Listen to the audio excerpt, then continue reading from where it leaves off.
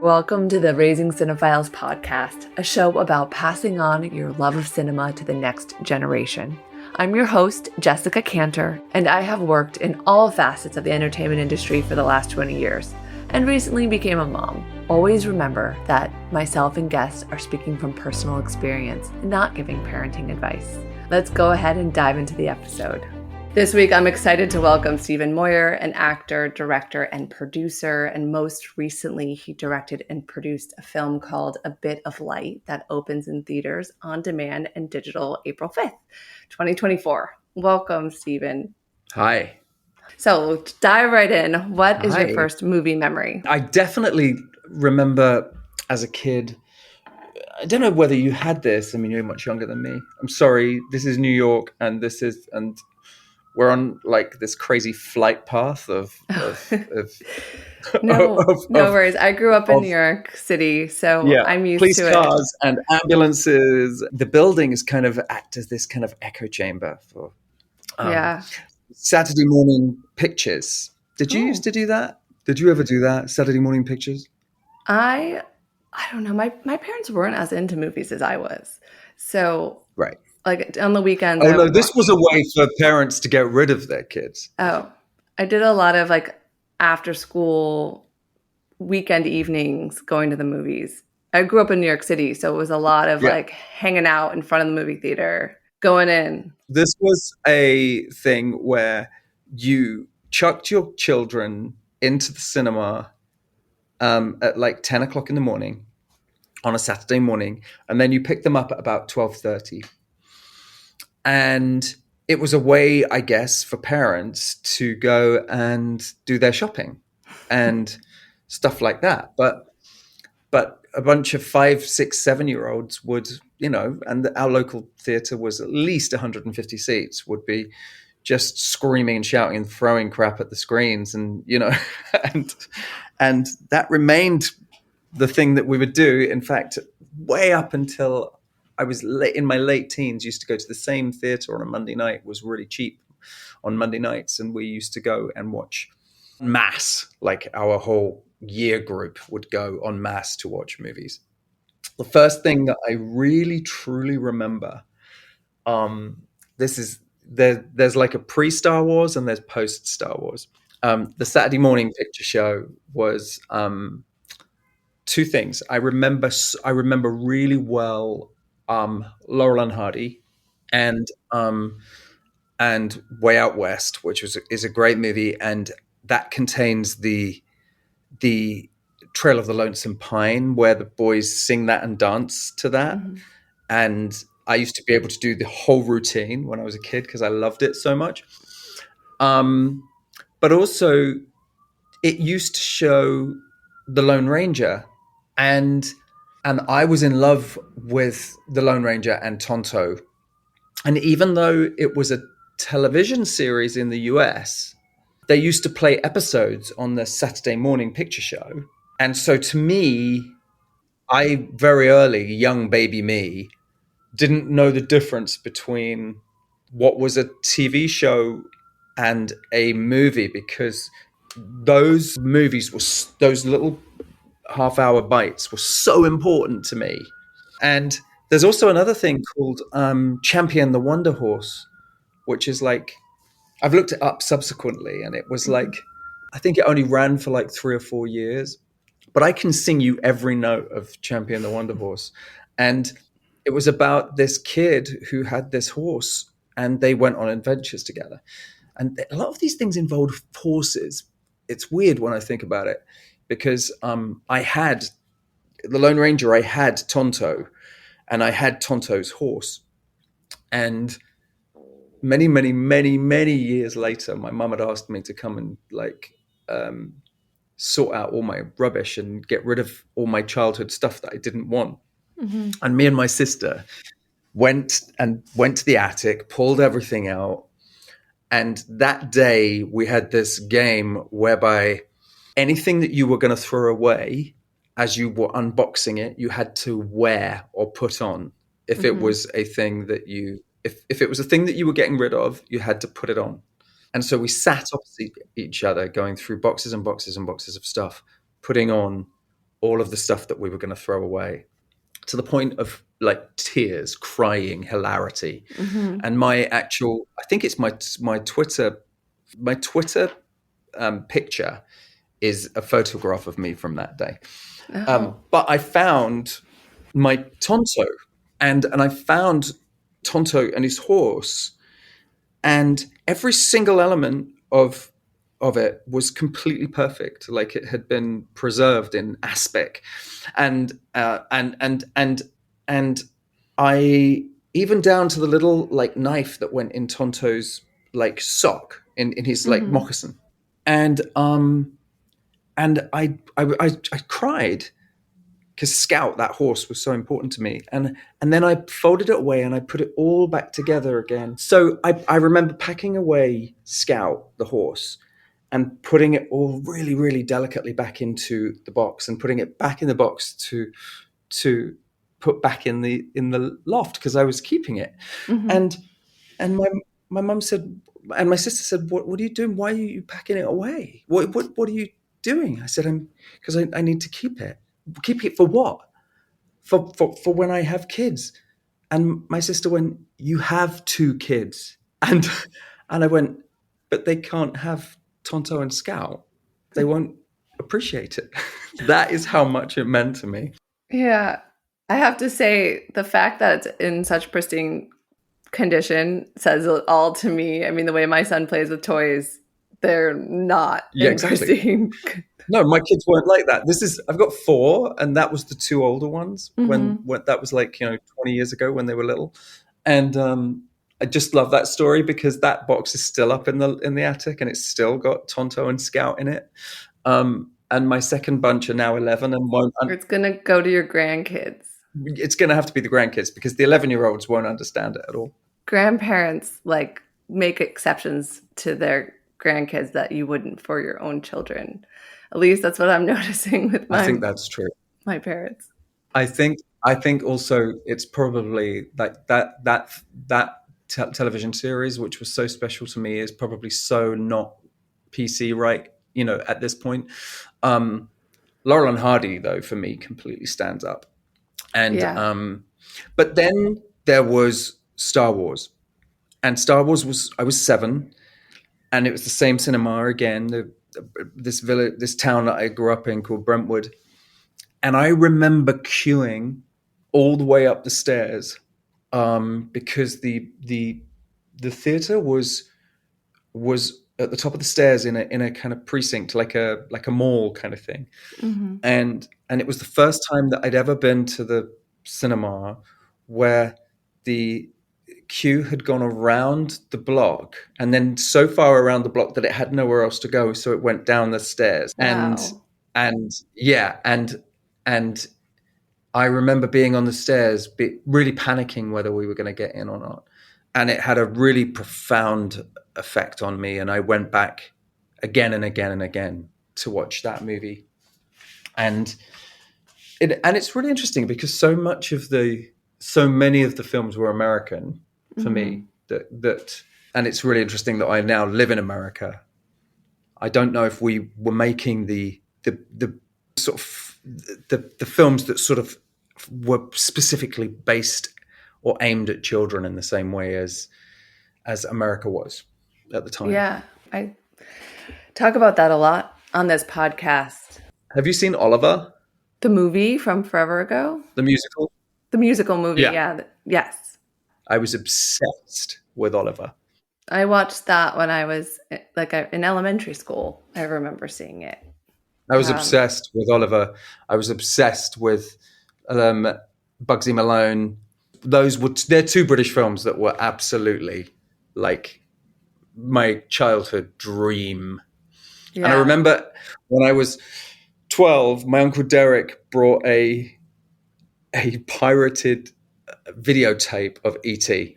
and E.T. wasn't out yet in the UK, and somehow he'd got this thing, and we all sat, the whole family, like 14, 20 of us, sat and watched E.T. and I was blown away. Yeah, that's one I'm holding back. And the New Beverly did a film screening of it recently with the original trailers. Mm-hmm. And I'm like, when my Oh, son is 2 more years. wow. Do it again in 2 more years, and he'll be ready to see it. Wow.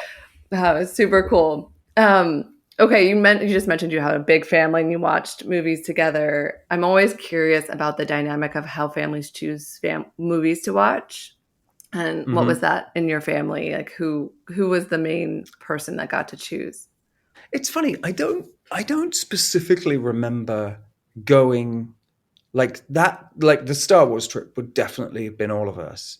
I've got one sister, and mum and dad would have taken us as definitely. It was such a treat. It was it it was such a treat to go and see a real movie.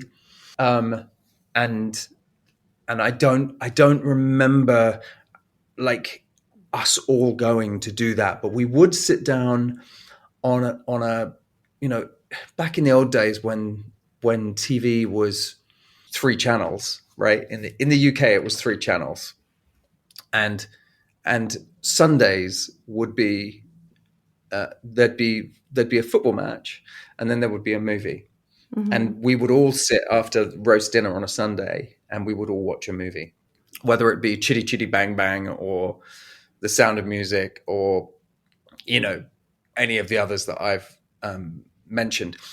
I don't come from a anybody to do with the industry or anything to do with the business, so it definitely pure like entertainment based cinema. We weren't watching Truffaut. Mm-hmm. I would discover all of that stuff by myself. Like what drew you in to making cinema? And as a multi hyphenate, which aspect of making craft? Another thing I ask a lot, which this could also help, is like, when did you realize you could make movies? What was that moment in your life where you're like, oh, this is a profession? This is a job. Yeah, I know. And it's so funny because I I was doing amateur dramatics, which you guys call, community theater. We call Amdram. And and so I was doing plays at school, and I was doing musicals for 3 different community theater groups. My poor parents driving me all around the place to do it. And when I was around 16, I realized that I wanted to see what it would be like to be on stage without singing. I know that sounds bizarre, but I'd done like 60 musicals by the time I was 16. And I would, on BBC Two, at the weekends, they would always have interesting films.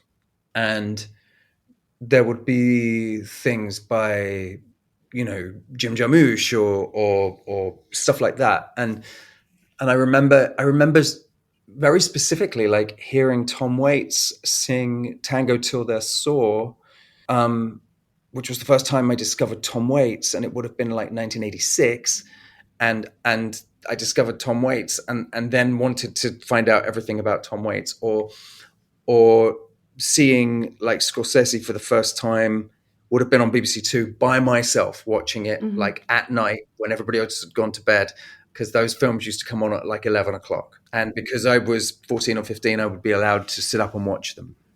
I do remember watching one of the first plays that I directed was 12 Angry Men.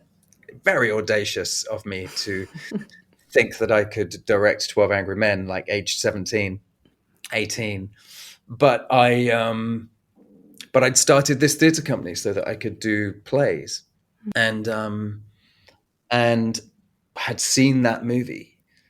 Lifelong obsessive Sidney Lumet fan, Mm-hmm. and and that was 58, and that was Lumet's first movie, and it's a masterpiece. And so, the ignorance of youth, I decided to direct it when I was about 18, and I had like everybody, because there's a very old juror in that Mm-hmm. movie, and I had this amateur dramatic actor called Leo who was like 75, who played the old juror in that, and don't know what he must have thought of this like young guy who thought he could direct, but I don't know. I somehow did it.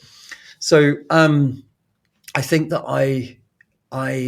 my sort of understanding I've spoken about this a lot. Like when I went to drama school, I wanted to do theatre. I didn't go to do musicals. I went to do straight theatre.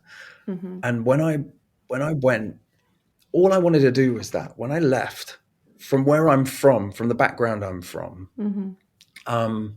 nobody did theatre. Nobody did film. Nobody did plays. Nobody wrote stuff.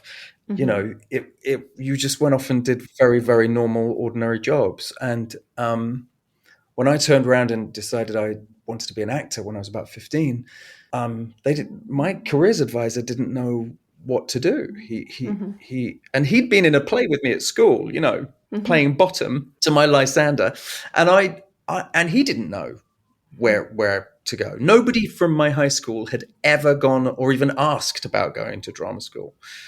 So, and in those days, you had to go to the library. So my first understanding of what even a drama school was going to the local library. And when I got there, I had to look up a book on drama schools. And the reason I'm telling you this is because even when I went to drama school, and even when I'd done my 3 years at drama school, and even when I'd left drama school, it never even occurred to me that I'd be doing TV or film. To me, learning to be an actor was going to do theatre, right? Yeah. And so I was just going to do theatre. That was going to be it. Mm-hmm. And then, you know, and political theatre was like the sort of dream. And then 8 months later, I was doing a Doritos commercial in Hamburg, you know, and like not quite what I expected, but it's paying the bills.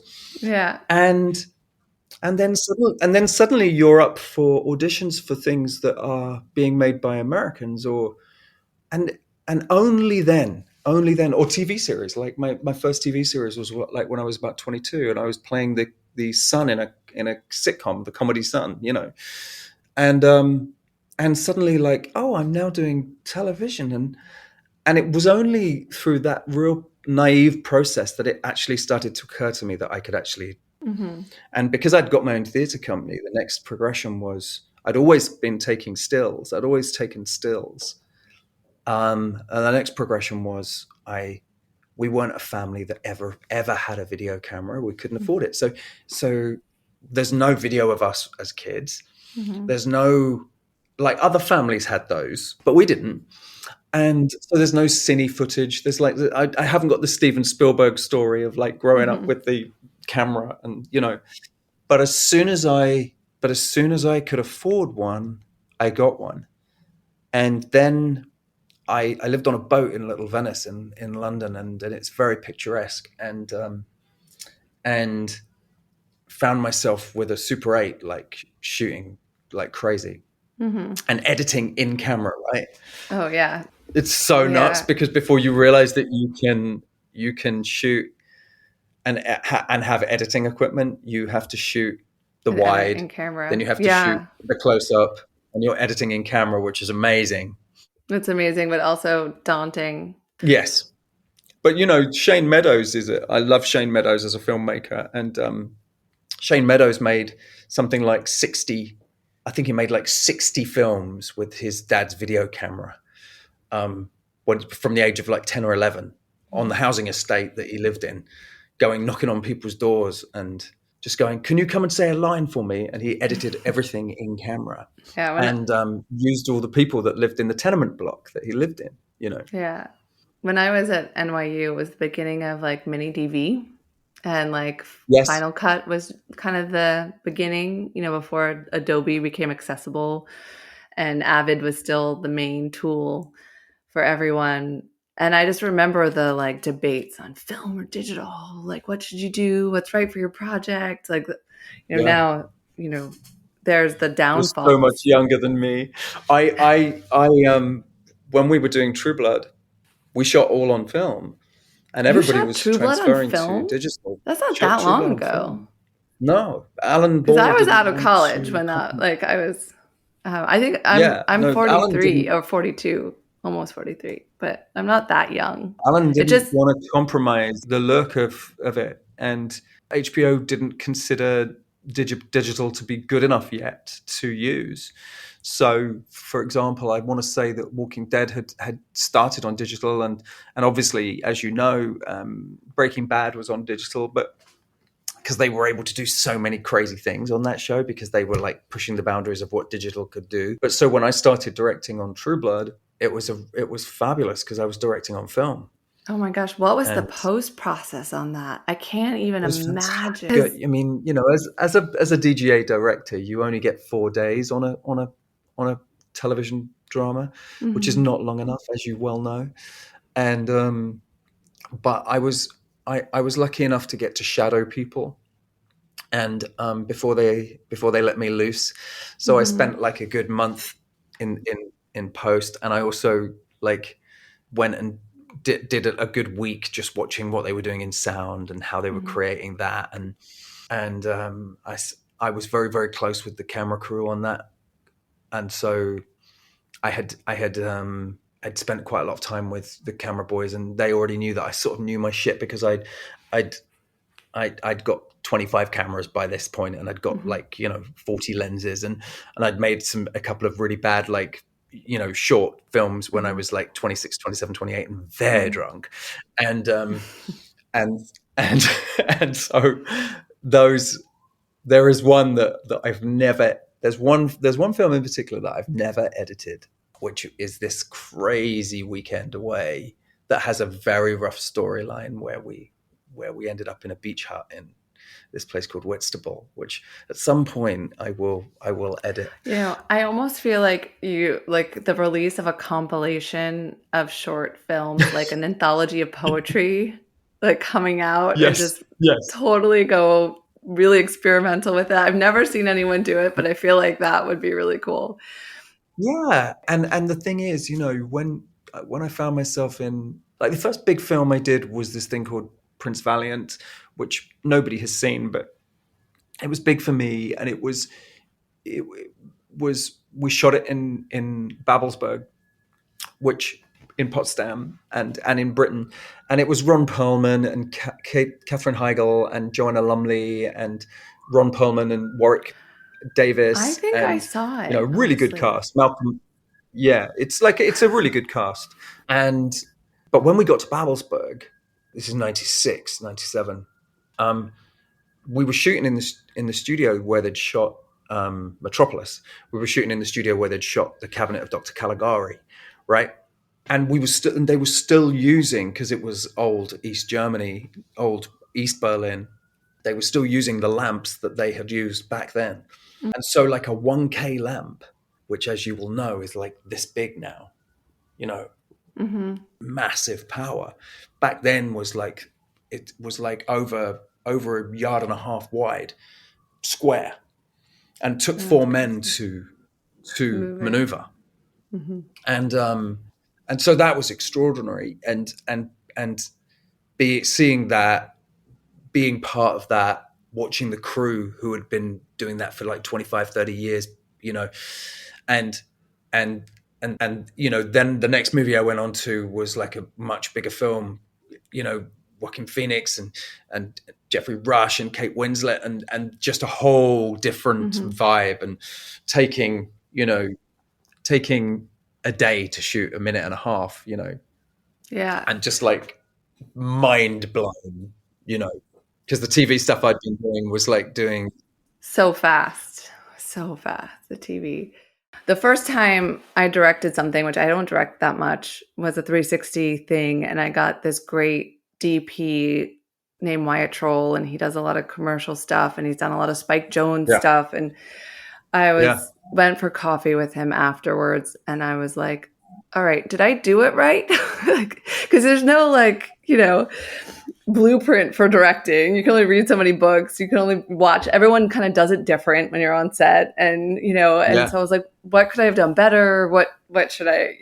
What have you seen from other directors? And he directs it himself, and he was like, sometimes it's nice to really listen to the performances, not just watch them, and you can feel Yeah. the authenticity of the performance from the sound. So that might be something that. And often it's the other way around.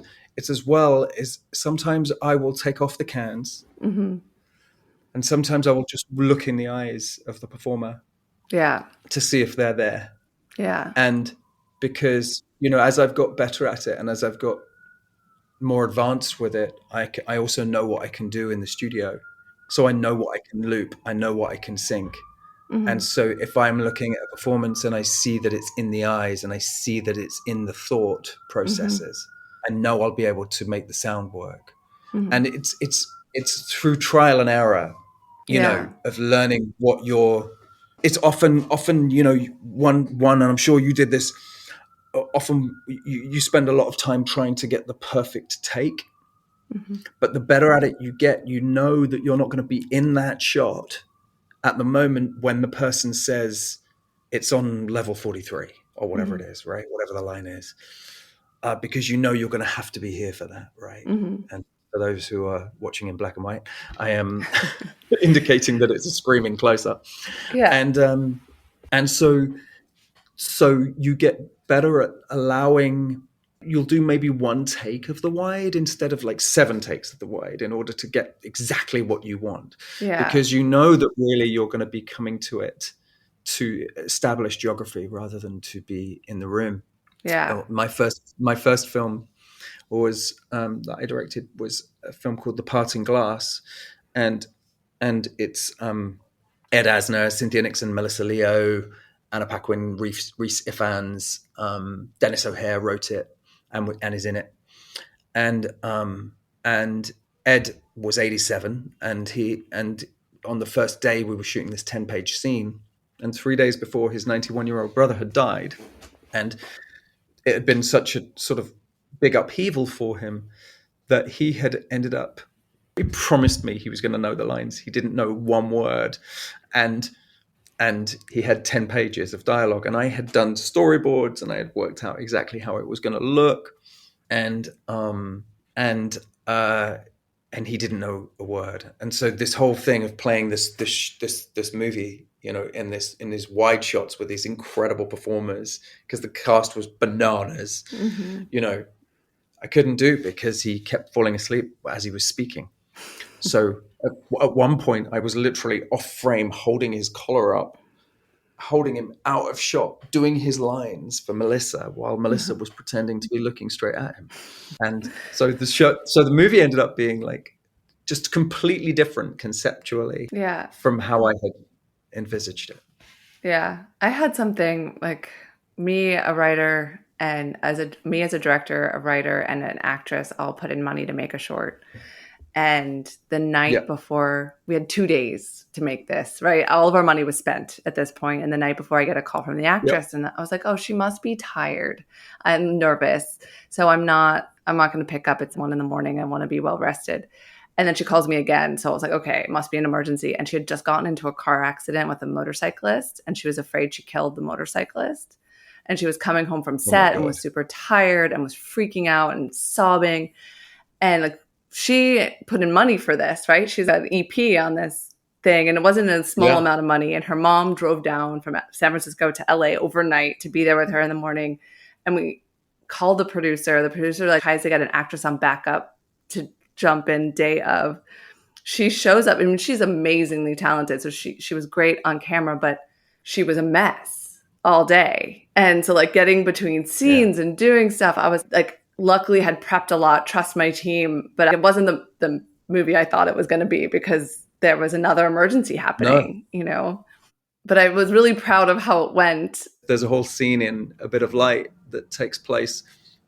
Anna Paquin's character goes to this seaside village called Scarborough in the UK with this 13-year-old boy who she's promised her dad that she'll stop hanging out with, like they're friends. There's nothing weird going on, but of course everybody thinks it's weird that her best friend is 13, and so the reason they're going to Scarborough is because Neil, the character, wants to see Scarborough Castle. And so we were in Scarborough shooting this beach scene when they both go down to the beach. And at about 6:30 p.m., I got told by my producer that we'd lost Scarborough Castle as a location, and we were shooting there at first light. We were getting there at 6 a.m. And so in the dark, because we'd just lost the light on the beach, in the dark, we traipse with all of our equipment and we walk up the hill. Scarborough Castle is like 3,000 feet up this hill, and you can only get there by walking. You can't take a car. So the entire crew traipse up this hill, and we find a bench, like a park bench, and we have to completely create the dialogue, basically, where Anna says, "I'm so sorry we didn't get to see the castle," and the whole like climax of the movie is that Neil gets to see his, and it's not in the movie, so I but you just have to. When I watched it. So have you seen it? Yeah, they sent me the screener link. I didn't realize you'd seen it. Yes. And looking at the clock, I have so many things to ask you, both about this movie and about... Okay, I'll try and be faster. Introducing movies to your kids. So I notice you make a lot of work with your wife and yes, your family with your wife. And there are three questions I'm going to ask you, and you can kind of answer them all together or not. One is, how did you come to this material, and how did you as creative partners decide to take it on? Two, how the hell do you have a family and make movies, like logistically? Because I'm trying to figure that out for myself, and like what that looks like for the two of you, and and then family dynamic on set. So those are the three together. Okay. So for the first like 8 years of their lives, I've got twins, 11-year-old twins. They have been everywhere with us, right? Mm-hmm. The basic deal was that Anna got the babies and I got the dogs if we were working separately. But on the occasions when we were working together, the kids came with us with a nanny. Mm-hmm. And they'd be living with us, but we would be, like, for example, that first film, 2017, The Parting Glass, they would have been 5. But they remember Toronto, where it was minus 30 degrees, by the way, because we shot it in January in Toronto. They remember Toronto as snowball fights and sledding. They do not remember this suicide movie that I made, right? About this lady who kills herself. They don't remember that. Mm-hmm. And then A Bit of Light, which we shot in Suffolk and then Scarborough, was the end of 2021, and they were doing school on Zoom because it was post-pandemic, and so schools were still very much part of the Zoom sort of culture. And they were in Suffolk with us, and we had this beautiful house in the middle of nowhere. So it's really interesting because A Bit of Light to them is this amazing beach house in Suffolk where their next door neighbor had like a football pitch. Mm-hmm. And they had this new nanny there who traipsed them around, took them to the sea, took them to the ocean. They'd see us at the weekends. So you can do it in a way that your kids are completely oblivious to what it is that you're doing. I and Anna both tend to feel guilty when we're not completely with them. Mm-hmm. But because they've always got somebody playing with them or doing something, they've always been fine about it. And then at the weekends, like, for example, I'll probably prep all day Sunday or all day Saturday. Mm-hmm. And so that I'm ready to go. And then on one of those days, we would go for a walk on the beach, and we would go and get fish and chips, and we'd get ice cream, and we'd play, and we'd do games, Anna and I have always worked together since we've known each other. So there's always been this, and honestly, not the first time I've said this, but I honestly, when I'm working, I miss her if I'm not with her. And so people go like, how can you work together? I mean, that must be so weird, but it's how we met. Mm-hmm. And it's how it's how our whole lives sort of evolved. And so it's kind of weird when she's not there now. Yeah, you have developed Um, a creative language together. yeah, and often when I'm directing her, that can be really interesting because I can literally direct her with a look. Hmm. You know, I can look at Yeah. her and just literally just do a go again, like nod, and she'll Hmm. go like that. Hmm. Or I'll go over and I'll say, you know, the word blah, and she'll go, I'm going like this, aren't I? And it should be so and so, and I'll go, yep. And she's like, yep. And so, you know, oftentimes there will be moments where we much more in depth, but we will usually have done that work beforehand, Hmm. before stepping on set. Because But as for the kids, they literally are like, just before we started A Bit of Light, they had just been in Australia, and Anna was doing this movie in Australia, and they were with her in Australia, and it was Australian summertime. No, hang on, it was Australian winter hmm. when they were there. So Australia, it was their summer holiday, but it was Australian schools were in Hmm. session, right? So Anna tweeted like Bindi Irwin and said, "Can we come to Australia Zoo because the kids are obsessed with your television series?" Because there's Hmm. this, by the way, if you haven't seen it, I it's haven't seen called it yet. Crikey, It's the Irwins. Okay. Is this It's something amazing. I want to introduce my kid Yeah, to? Okay, good. Because well, if he we're in likes the cycle animals, of like watching something 50 times right now in a row. So if they it like, has to if stand up. he or she, He, how his name old? is Miles. He's 2. He turned 2 in December. So, This is like them.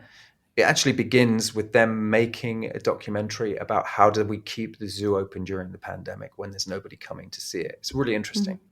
So how do we keep the zoo alive? How Yeah, do we keep the animals alive? And my daughter wants to be a vet, so she's just like all she cares about is animals. And so she went. So there you go. See, look. So when they were in Australia, they went and hung out at the zoo that was closed, it's right? awesome.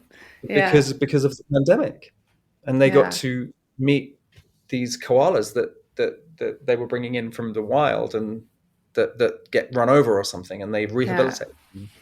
You know, next time you're in Los Angeles, I discovered this if you haven't yet. There's a teaching zoo in Moore Oh, Park, like an hour out, yes.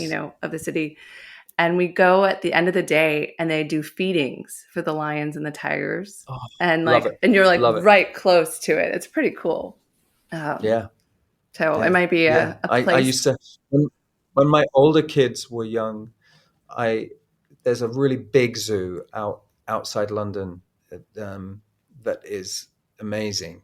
And like, for example, like the rhino, just the rhino section, they have like 7 acres. Mhm, And you get to go and just like walk the fences and you see the rhinos and sometimes you don't see them.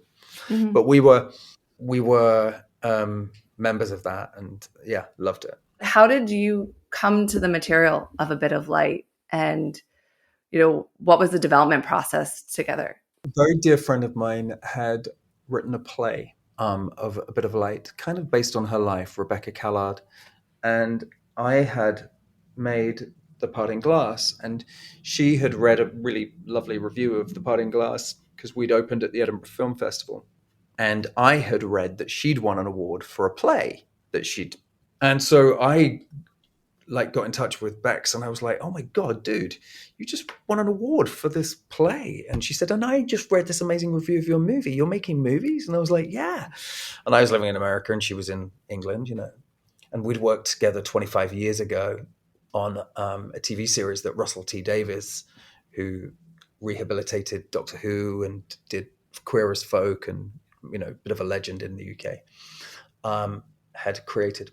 And so she sent it to me, and I just thought it was beautiful. And I seem to have, my niche seems to be that I take very, very difficult subjects like suicide, and I find a tiny, tiny, tiny little bit of hope within it. And so even though I sort of tackle difficult subject matter, I see the films as, like, for example, the family in that come together and they are reunited through the pain of that lost one. we meet Ella in a bit of light, and she has lost custody of her children, and so she punishes herself by going to the playground that she used to take her children to, and by watching other children play. And I just thought it was such a mournful, such a melancholic motif, that she's sort of invisible to everybody because she doesn't have a child. She's invisible to everybody apart from this 13-year-old boy who sort of takes it under his own sort of guidance to put her back together, and everybody around her. And I just thought it was a really beautiful idea. Yeah. There's something about someone who is kind of hurt by a kid being healed by kids, like healing that part of yourself. She's not an easy character. She's a very difficult character. She's given up on herself and she's self-sabotaging. So nobody can get to her. And so she's punishing herself for her own behavior. So when the 13-year-old kind of turns around and sort of sees her, it's the first time that she's sort of been seen, really seen, for a while, and it's important to her. Yeah. And he sees her as a mother first. Like the first thing he says is, I thought you were a mother. And she doesn't see herself as a mother anymore. So I thought that was a really interesting connection. She's given up on that idea of seeing herself like that. Yeah. She sort of believes that she can never be that again. Yeah. And he keeps trying to instill in her the belief that she can be good. But at the same time, he also sort of makes everybody else, he also changes everybody else around them as well, just by being himself, by being authentically himself. Yeah. And not accepting everyone else's lies they tell themselves. Absolutely. That's a big part of it. Yes. It's like, we can't heal you. You're not trying, you're not doing anything. And he argues for her. He's like her arbiter of truth and love. And there's that amazing moment where, Ray's character, Ray Winston, the wonderful Ray Winston, plays Anna's dad. And he's broken too. He's a little bit broken. And he, there's that moment where he suddenly realizes, like when he serves him the tomato soup, and he realizes that Neil doesn't have anywhere to go, or that his parents don't seem to care about him, and he watches him eat the soup, and there's this change that happens to Ray in that moment. He also remembers how to be a parent. It's like exactly, that's the point. Yeah. It's beautiful, and I'm so happy that independent film is starting to flourish again, that I'm starting to see people make. Yeah, I don't think A Bit of Light's something that you're going to be showing to Miles, though. Not at first. No, not for a little while. But I just, I'm like all in on independent film right now. I feel like there's going to be this beautiful renaissance over the next couple of years, because the studio system doesn't know what it's doing. And it's really important to me. And I love making independent film. So I'll try to keep us to just two more questions. Okay. One, and it could be, you can answer them however you like. The first one is, you have kids in different generations. Did you do anything different with your younger children that you learned from your older children in terms of introducing them to cinema? I sort of have joked about this with the older ones for a long time, that we used to go to a movie every week with the two older ones, and I used to take them every week. And as much as I would try to get them to watch something kind of important and interesting, we got sort of caught up in the Ice Age world. Ice Age was very important to us. Like, we still quote it, the three of us. Ice Age is actually a really fantastic movie. We do Dawn of the Dinosaur one. My cousin actually is the illustrator of them. Yeah.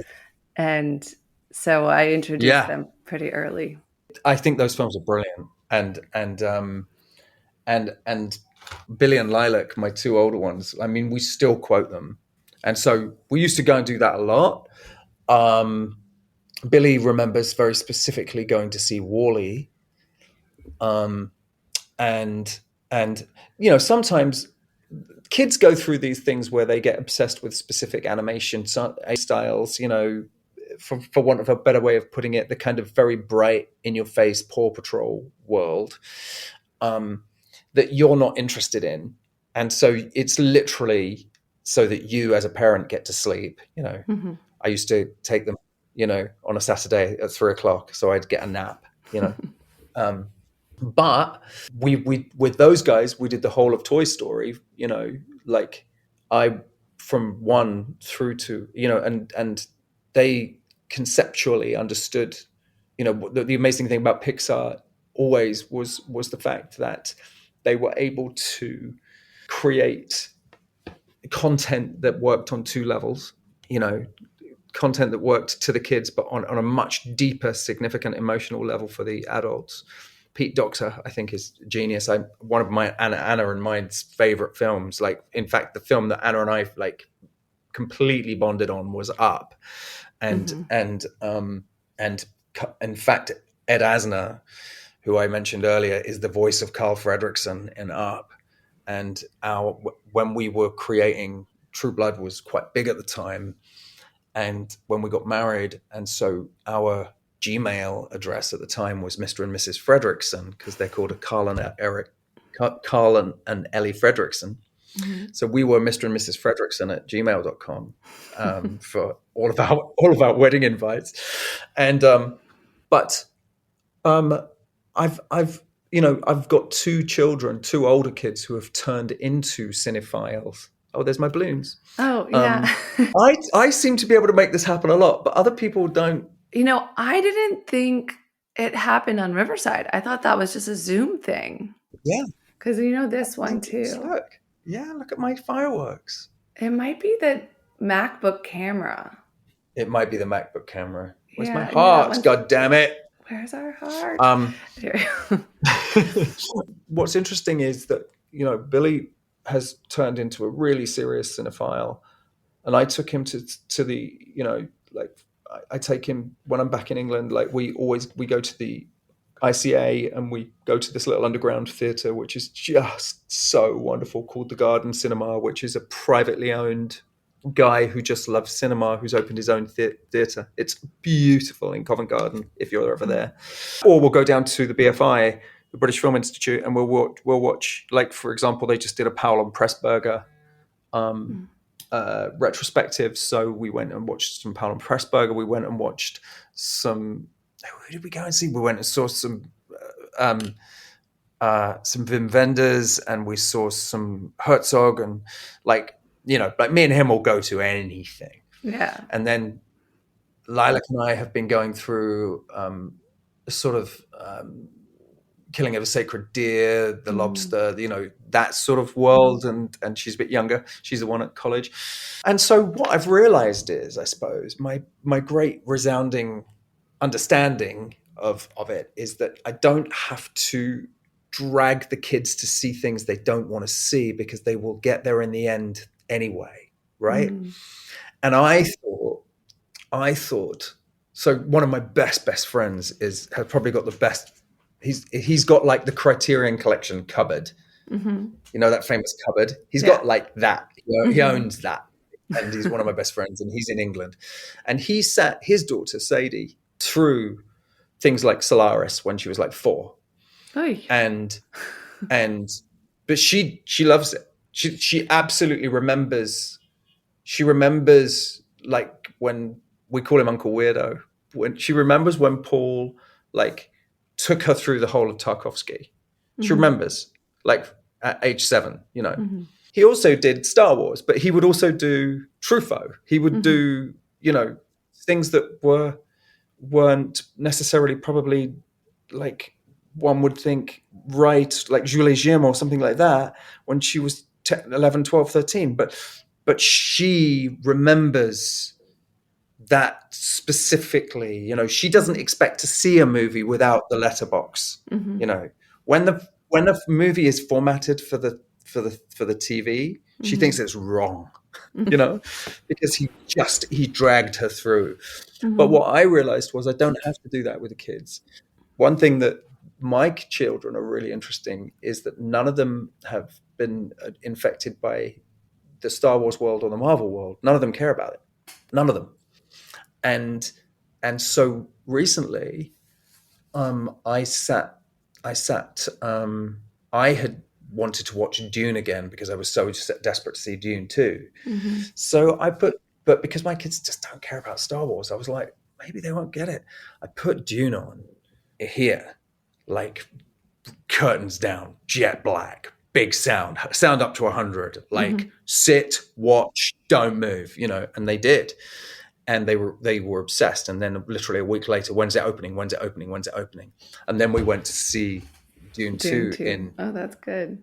we went to see Dune 2 in like IMAX, and they were just blown away. One of the things I have noticed about kids is now is that they think every single movie has a sequel. They think every single movie is a trilogy or a quadrilogy or a Mhm. quintuplet. And you're like, no, this is just one movie. Mhm. This is one film telling a story, but I want to see the characters again. No, this is the story of this, whatever it is.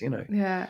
Um, it's there's a lovely version of Roald Dahl's Danny, the Champion of the World, which I really, really highly recommend for your kid. He's probably not old enough yet, but Yeah. So that's a book that's wonderful. let's get to that last question for the recommendation for Okay. my son to fall in love with cinema. Danny the Champion of the World is an adaptation of a Roald Dahl book. They live in a traveling caravan, him and his father, and Jeremy Irons plays the father. I don't know why it's specifically. We read all of Roald Dahl when the older kids were little, and then I took these guys all the way through Roald Dahl. That particular film, I think, I don't know what it is about that film. I love that film. And it's about boys and their dads. And it's a classic sort of story where the mum's gone, Mhm. like classic Disney mum, like Bambi, classic Bambi, right? Mum's gone, dad's got to bring up kid, Mhm. doesn't think he can do it as well as, mum could. And it's that sort of growth pattern between the, the father and son. There's Mhm. hundreds of those We that just I've watched done with Finding Nemo this morning, and Finding that's Nemo. Oh my god, love that movie. we're really into the whale in that movie, the whale and the sharks. What a and of course Ellen DeGeneres being Dory. It's so funny. It's that one, and you know what? So This is good. something one of my guests told me that her son figured out that in Monsters Inc. one of the Yeah. rooms that the monster's running out of is the Toy Story room, the mean next door neighbor's Yeah. room. Yeah, yeah, yeah. Yeah, little Easter eggs. There is a link in every single Pixar movie Hmm. to the They one st- to the next movie. yeah, That every single Pixar movie has a link from the one before. yeah. Oh, I tell you what he might like. I tell you what he Mhm. might like. This is a nice ending piece and a Mhm. little plug for my wife. The Good Dinosaur. He watches it a lot. Oh, he does. Yeah, Okay. Yeah, my yeah. wife is the baby Tyrannosaurus Rex. Is the female Tyrannosaurus Rex. Oh, yeah. We've watched that. He got really scared in that one. Yeah. He Yeah. got really scared, and I wasn't ready for it. So we have like a sign on his door that says "No dinosaurs allowed." So, Oh God. but he likes being scared. He's like really interested in that emotion. So he'll like hold on to me and like look, but like let's do it again. Yeah. The whole like eyes closed cushion. Yeah, I remember and that so well as a yeah, kid. I remember that having the cushion on the couch. I mhm. remember that so well. So Um, yeah, he's into so I don't know if there's anything. I mean, Chitty Chitty Bang Bang gets pretty scary. The original Willy Wonka, there. See, all of them have some scary moments, You know, I think where he'll be they ready and in a and back couple in the of years. '70s, they transcended. They transcended though. There was always moments where they didn't pander to children back then. The scares are real. back in those movies, you know? It's like you got scared by stuff. Yeah. I mean, Wizard of Oz is scary. I remember Wizard of Oz is terrifying. Yeah, I love that movie. But that may have been the first film I ever saw, actually. Yeah. That may have been the first film. I'm waiting for that one, but I'll definitely show it to him. I'm going to start a tradition of showing a movie on his birthday with his friends. I did one for his second birthday. Nice. I did the red balloon, and I got a print of it and rented it. I love the red balloon. So it was. I've got a print of the red balloon. Oh, that's a good idea. That's really good. So that's like, I want him to have, my biggest thing is, and biggest fear is that he won't like feel the grandeur of the cinema. And so I want to make it a special treat that we go to the cinema together. That's great. I know you're out of time. So when he's 3, you can do Dune. Yes, when he's 4, you can do Dune 2. I know, it'll be perfect. That'll show him grand. Yeah.